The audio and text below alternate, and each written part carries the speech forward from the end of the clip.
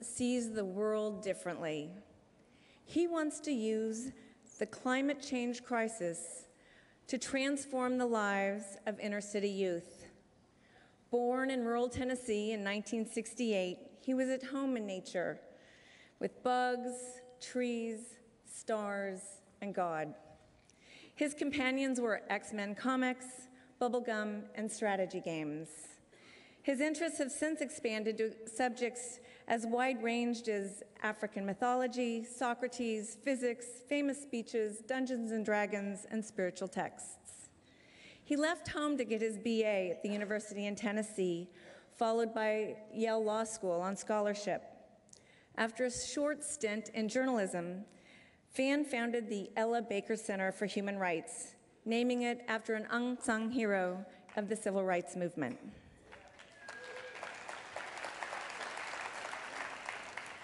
The center addresses human rights abuses in the criminal justice system and resists the over-incarceration of young people of color in the San Francisco Bay Area.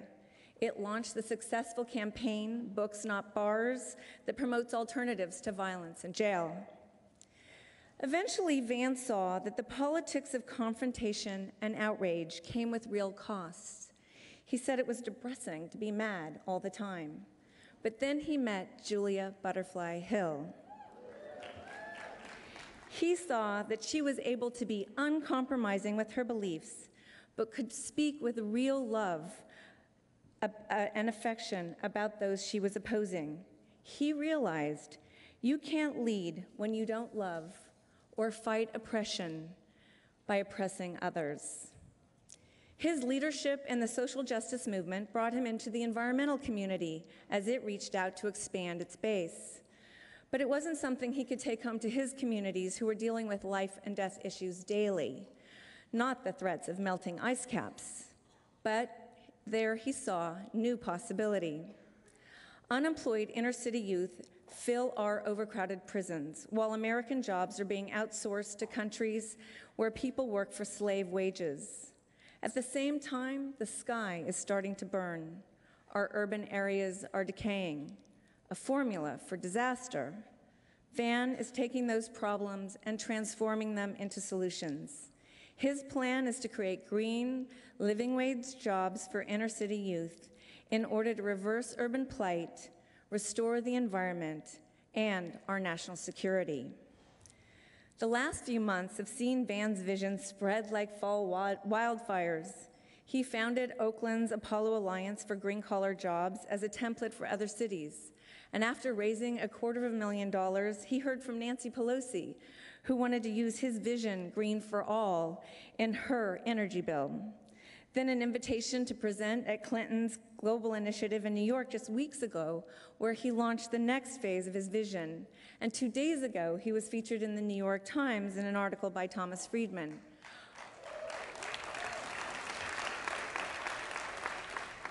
Oh, and then I left out the panel he was on with Obama, where Obama said Van stole the show.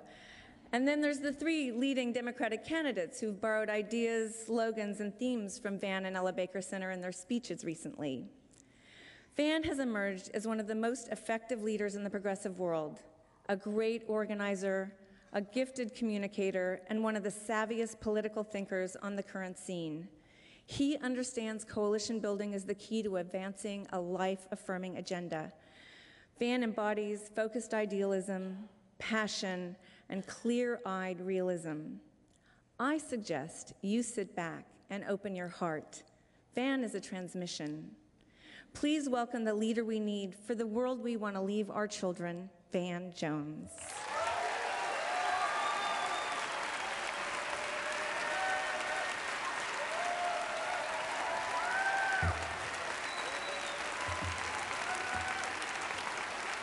Yeah, man.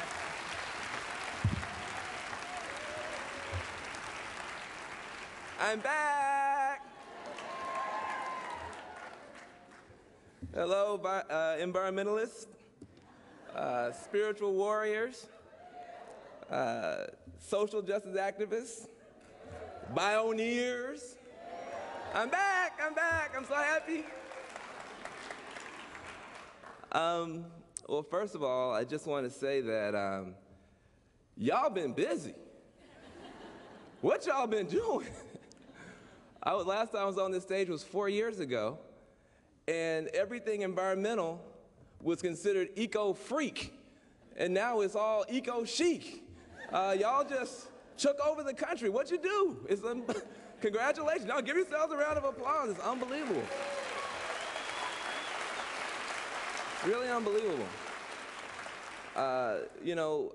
From my point of view, honestly, watching this past year, with Nobel Prizes going to folks and both political parties now are trying to be the Green Party,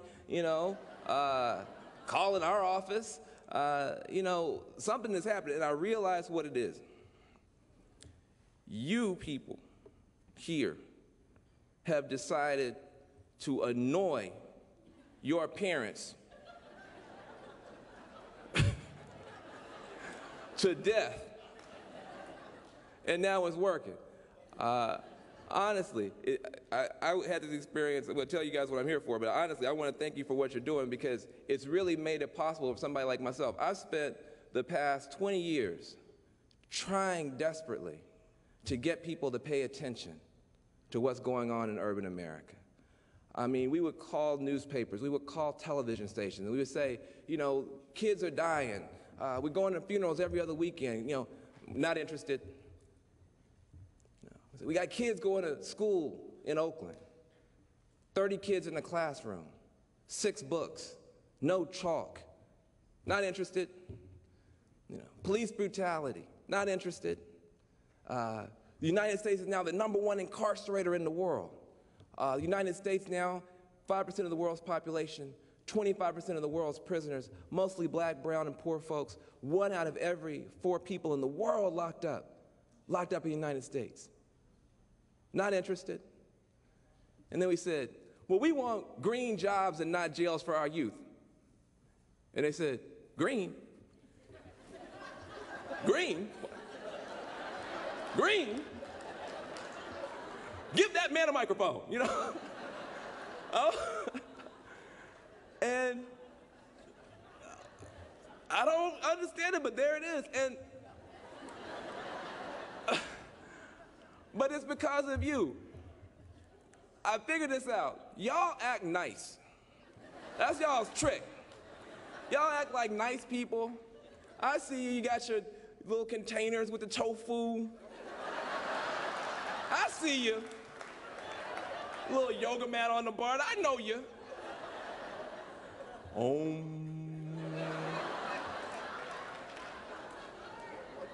Y'all not fooling nobody with that stuff no more. Look. I went home for Thanksgiving with one of y'all. We got off the plane. We get, Dad comes. Oh, honey, I'm so happy to see you. All that stuff. We get in the SUV to go to dinner.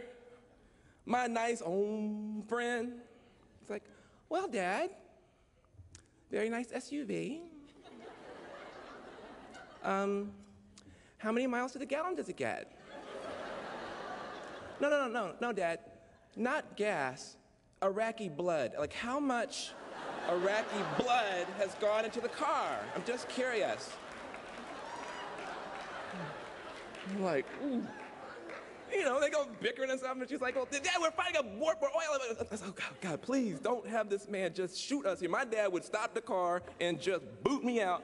So I said, okay. So then she calms down, and when we're driving, because I'm just not going to say anything else. I'm not going to say anything else. I'm not here to cause problems. I'm not going to say anything. She's just driving. Dad, don't hit that animal. He's like, what? Where is it? I didn't see anything. What was it? A polar bear. Do you know that the greenhouse gases from this SUV are destroying the Arctic? Oh, so look. Y'all are vicious, man. So now, y'all have been making Thanksgiving awkward for like decades. And it's paid off.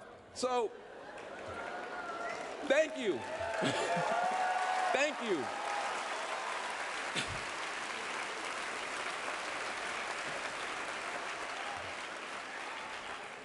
And so now, even some random black guy like me can get on TV. It's amazing. So So y'all, I'm going to be serious now, y'all have some power now. Y'all have some serious power now.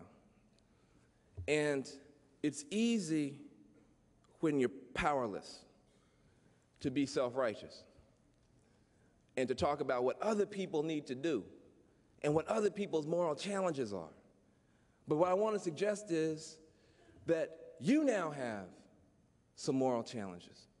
This movement now has a moral challenge. We together have a moral challenge. The question now has to be asked, and it has to be answered.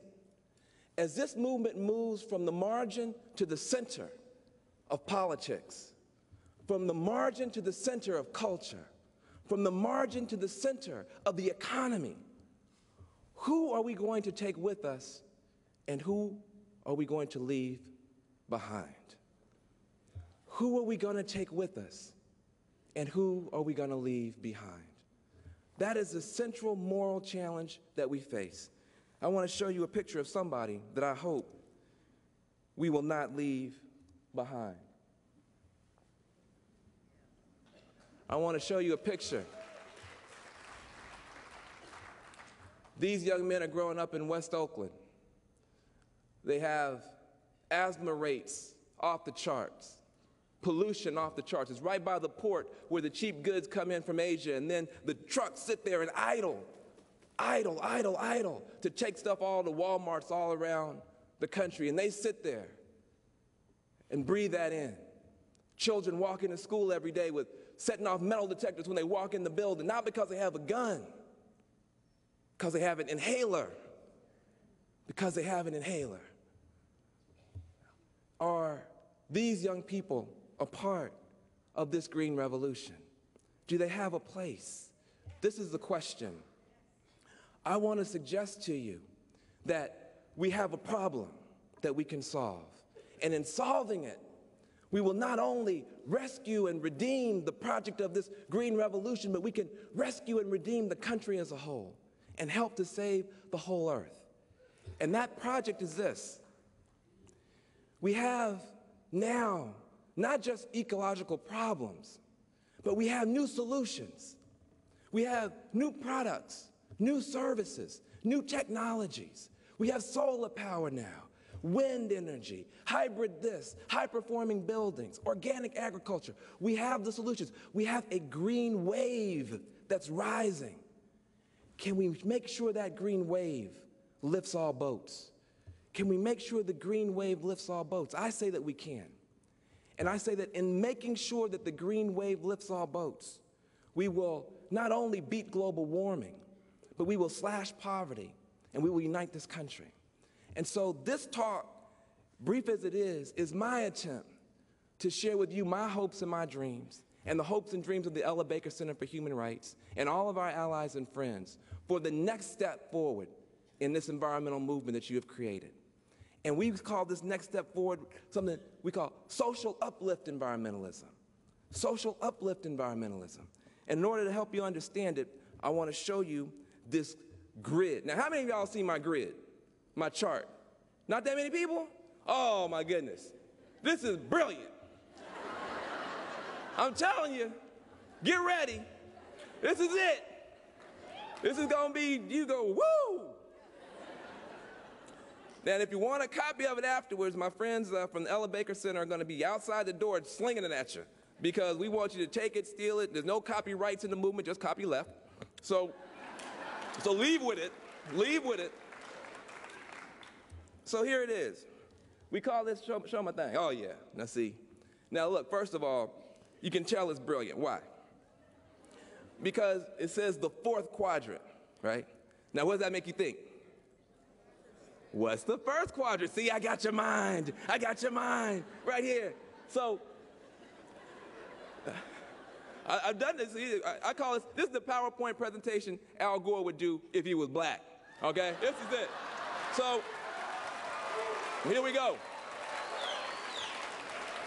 I love that man. So I don't have much time, so I had to compress and condense everything that I know onto one slide, which wasn't hard. So this is how it works. I'm going to build a grid, and then I'm going to walk you through the whole past of the environmental movement and our whole future together on one thing. Watch, here we go. Okay, so it used to be, you may remember this, it used to be that when we talked about the environmental movement, we always talked about what we call the gray conversation, the problems. Everything is going down. The polar bears is dying, and the rainforest is being destroyed, and the pollution is coming, and we're all gonna die. Would you please join my group? Right? Where are you going? Why are you leaving? I should say this much louder, apparently. We're all going, like that, so no. So we started to learn that we should actually start talking about the solutions. And this is now the conversation, the green conversation, about all the positive stuff that's coming. And this is a dynamic that has Vanity Fair all excited and all the people elated, and that's great, but there's a missing dimension. And that missing dimension is what we call the rich to poor dimension. Now, this is the axis of race, of wealth, of gender, all those things we don't like to talk about. But when you put that axis on there, it gives you this grid. And this grid has 4 quadrants. Now, in order to fill this grid in, I need a little bit of participation from y'all. We also have to rely on gross and vulgar stereotypes, okay? So let's just play along, and then in the end, we'll clean it all up. But if we were doing the gross and vulgar stereotype game, when rich people, affluent people, people who have houses and cars and things like that, when they are reading their Sierra Club magazines and they say, the environment, oh, the environment, the environment's terrible. What kind of issues are they talking about? What issues are animating their concern? The rainforest, right? Whales, dolphins, huh? Charismatic megafauna. Somebody has heard this before. You're messing me up. See, you can't give, y'all look too fast. You can't give the same presentation more than one. Okay, so, well, what it is here is, maybe polar bears, right? Drowning because of global warming, right? That's the kind of almost emblematic right now. Now let me ask you a question. Are the people who are focused on this right or wrong? Right. Okay, look, this is Bioneers. Are the people who are fighting to save innocent species from being wiped off the earth right or wrong? Okay. Thought I was at the wrong conference. Okay. Work with me. Okay. So they're right. Right? They're right. And let me tell you, in case somebody here is confused, there are 2 reasons that they're right. Number one, if you just want to be greedy and selfish, when these guys go, we're next. Okay? When the polar bears go, we're next. When the rainforests go, we're next. Okay? So if you just want to be greedy and selfish about it, thank goodness somebody is trying to prevent us from being next. But it's deeper than that. These are beautiful beings. These are beautiful creatures. Many of them were here long before we got here. And we have no right to push them into extinction. And so thank goodness that people are fighting to defend the rights of these other species to be here with us. Now, having said that, if I go from the rich part of town across the street down to the poor part of town, all right, now we're going to the poor part of town. If I go and knock on the door in West Oakland or Watts or Newark, and I'm like, excuse me, got a big problem here. What is it? What's going on? What's happening? We gotta save the polar bears. Are they gonna join my group? Because when they say in the poor part of town, the environment is terrible, what are they talking about? Yeah, air, water, pollution, yeah, violence, crime. Yeah, y'all been there, I guess. It's terrible, it's bad stuff. They're talking about asthma. They're talking about cancer clusters. They're talking about birth defects. They're talking about learning disabilities. And if they're talking about global warming, they're not talking about polar bears drowning because of global warming. If anything, they're talking about people drowning because of global warming. That's Katrina. Okay? Now, are they right or wrong? Right. They're right. Wait. Aren't they narrow-minded? Don't they need to be shown the big picture? Aren't they just being parochial? No, they're right. Well, let me tell you. You just made yourself 20 times smarter than the entire environmental movement. Because for the past 20 years, the mainstream environmental movement, which is the first quadrant, and the environmental justice movement, which is the people fighting around those fence line pollution and poison issues, have been having to battle who's right and who's wrong. And we have had now 20 years of a racially segregated environmental movement. And it is a moral disgrace. Both are right. Both are right. And both deserve to be supported. And we should stand together on that. Well, as we're now moving into the new century, the same dynamics begin to happen. When wealthy people, again, gross stereotypes, but when wealthy people, affluent people, start talking about environmental solutions. We've got wonderful environmental solutions. Wonderful environmental solutions. What are they talking about? Priuses, right? What? Yoga mats, solar panels? What? Bamboo something? Yeah. Wow. Right? All stuff I never heard of before. Talking about Whole Foods. We call it whole paycheck because you can't even get out of there without leaving your whole paycheck. Solar panels, right? Solar panel, that's the icon. I put solar panels on my second home, you know, like that. Now again, are the people who, again, gross stereotypes, we love each other, we can play with each other. Now, but are they right or wrong? They're right. Now, look, somebody's saying, but that's promoting consumerism. We know that. But in general, right, it's better for people to be investing in this stuff and buying this stuff than the alternative. In other words, this third quadrant is the quadrant of business opportunities for rich people and consumer choices for affluent people. And business opportunities for rich people and consumer choices for affluent people. And thank goodness, right? Because we want wealthy people to invest in projects and in products that will help the planet and not hurt the planet. And when people are going to buy stuff, we want them to buy stuff that will help the planet and not hurt the planet. So this is a good thing. But, right, when you go back to the poor part of town, the low-income part of town, what about the people who can't afford a hybrid? What about people who are barely struggling to get bus fare? Do they have a place? What is the place of people who are struggling just to be living indoors at all, even as renters? What is the place of low-income people in this green economy? That is our question.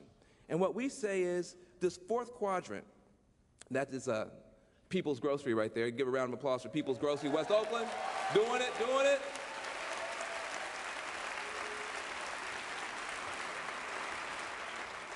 This is where the hope for a full, robust environmental agenda shows up. Because this is the quadrant where we begin to deliver the benefits of the green economy to low-income people. Where we begin to deliver the wealth benefits, as was just discussed here, the health benefits, and the work benefits. This is the quadrant of what we call green-collar jobs. Green-collar jobs. And I want to make a case. Let me show a picture of my beautiful, there it is. That's another beautiful picture from People's Grocery. And give a round of applause to People's Grocery and Sustainable South Bronx and the Green Workers Co-op, the people who are on the front lines, of this new environmental revolution.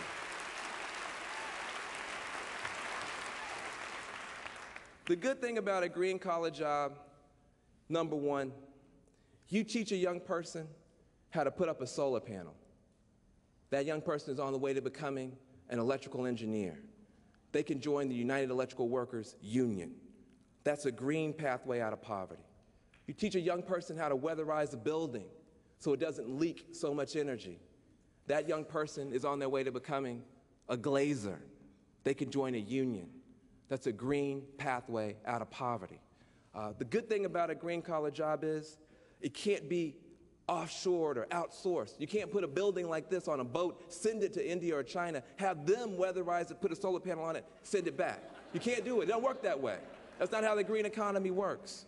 And God bless India and China. We want them to do well economically. We also want to make sure that people here can have dignified work. So it's a good thing. The other good thing about the green economy is if you get people in on the ground floor, if you get them in on the ground floor, what it means is those young people today might be installing a solar panel, but it's a growing industry. In a couple of years, maybe just 2 years, they'll be a manager. And maybe in 3 or 4 or 5, they'll be an owner themselves or a contractor. Okay. So you're talking about building a green economy that's strong enough to lift people out of poverty. A green economy strong enough to lift people out of poverty. And I would say that the moral challenge that we face is to do that. Now, when I testified in front of Congress on this, that sounds crazy. I testified in front of Congress. See, y'all doing something. If I testified in front of Congress, y'all doing something. But when I testified in front of Congress on this, afterwards, people told me, well, we like your ideas. Democrats, we like your ideas, but here's the problem with your ideas, Van. If you have, fine, green-collar jobs, that's great. But if you take one of these guys you're talking about, who's been on the street corners, who's not job ready, it's going to cost $10,000 a person to train that guy for a job or train that young woman. We could take the same $10,000, Van, and we could train 5 people who are already job ready and have them out there. So how can you justify saying that we got to now spend $10,000 per person training your folks when we could train others for cheaper? And I said, you know what? You don't understand. This is a green economy. And in a green economy, you don't just count what you spend. You count what you save. You count what you save. And what you got to understand is that when you give that young man or that young woman that extra support, when you take the people who most need work and connect them with the work that most needs doing, when you do that, you save. If that young person were to not get that training and get in trouble, you're going to spend $30,000, $40,000, $50,000, $60,000 a year for that person in prison. You're going to spend more money for the children that they leave behind. You save that young person's life, you save a whole bunch of money, and you save the soul of this country is what you save when you invest and give people a chance and give people hope and give people opportunity. It's a green economy. It's a green economy.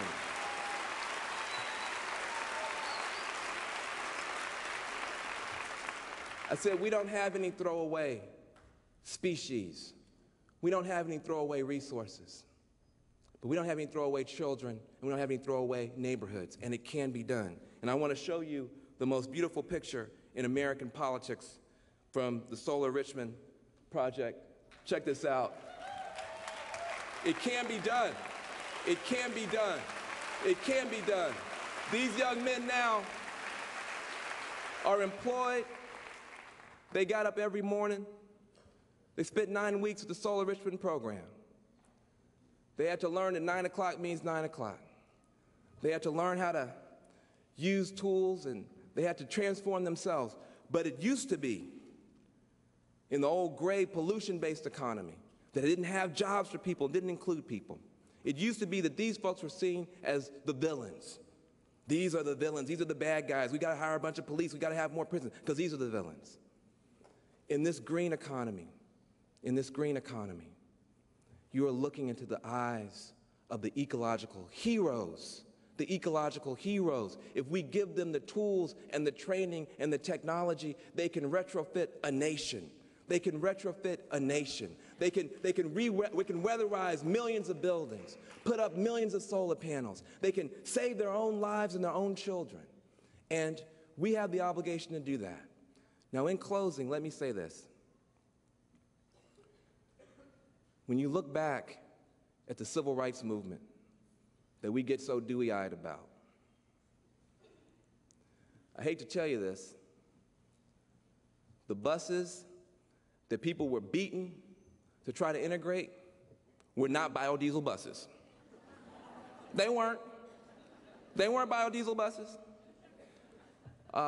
When they were trying to integrate the lunch counters, the sandwiches they ordered were not organic tofu sandwiches. They weren't. The schoolhouse they were trying to integrate was not a green building. But people poured their blood out on the ground in this country to integrate, yes, even a pollution and poison-based economy. People poured their blood out on the ground to integrate a pollution and poison-based economy. What should you and I be willing to do to make sure that the green economy that we're birthing with our own hands and our own efforts has a place in it for everybody? Let's do whatever it takes to make sure that the green wave lifts all boats. Thank you very much. Thank you very much.